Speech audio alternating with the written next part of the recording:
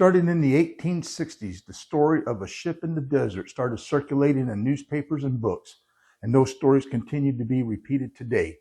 Some have been first-hand account, while others have just been legends that have been passed down. Just like anything that's been told and retold, the facts become skewed and distorted the longer they are told. While trying to understand the real story, untangling the facts are difficult but not impossible. Here are some of the basic sightings. In his 1916 book, History of Arizona, Thomas Farish is told in 1863 by the Indians at the Toro Station about a ship which they say lays out in the Great Basin. They, of course, were referring to today's Salton Sea. In the mid-1860s, W. McCoy of San Bernardino and Herman Ehrenberg are told by old Chief Cabazon about the flooding of the Colorado Desert and of two ships that sailed into the area that is now today's Salton Sea. Another one is in 1870 when early California pioneer Colonel Albert Evans stated to the California Academy of Sciences that he had seen on more than one occasion in the Salton Sea area what appears to him to be the hulk of a vessel, partially on its side and partially buried in the alkaline mud that surrounded it.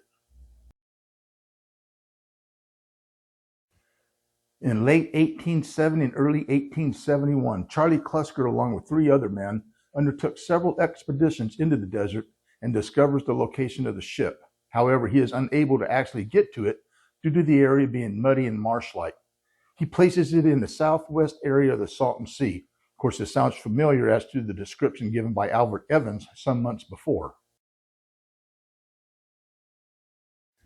In 1892, Santiago Socias tells his wife Petra that he saw a ship northeast of Tecate, Mexico, embedded in a canyon, after he and 2 other men took an expedition into the desert looking for hidden Indian gold. In that same year, 1892, Thomas Doran and John Bell lead an expedition into the desert to look for the Peg Leg Smith's lost gold mine. Towards the end of that expedition, they came upon a ship half buried in the sand around the Shackett Wells area. Shackett Wells being in the southwest area of the Salton Sea.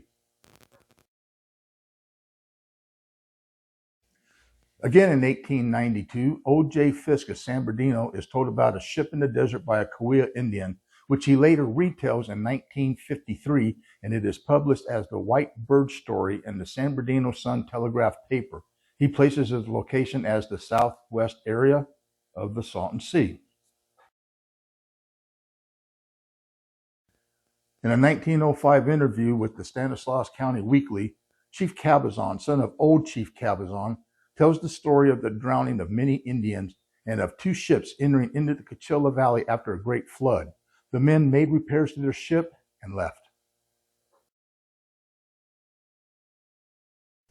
In 1907, Elmer Carver states that while he was working at the Jacobson Ranch 6 miles east of Imperial, he saw the remains of an old boat. He was also showed jewels by Mrs. Jacobson that she said were found on the boat by Mr. Jacobson. In the January 1981 issue of Desert Magazine, C.O. Carlson of Arizona stated that in the winter of 1931, he and a man named Burnt Corral Smith camped at the site of a ship. He says that it is the same boat and location as the Botts would discover 2 years later. In 1933, Myrtle Botts, a librarian from Julian, was camped with their husband Louis around the Agua Caliente Springs area. The Botts discovered a boat embedded in a canyon. Upon their return, which was after the March 1933 Long Beach earthquake, the canyon had caved in and was full of debris, and there was no signs of a boat. She would later say that it looked like a Viking longboat.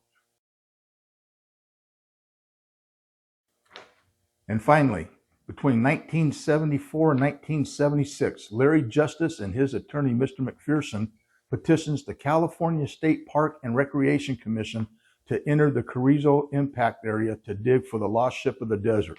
He believes that he has located it and places it somewhere inside the Anza Borrego State Park area. Of course, he's denied access.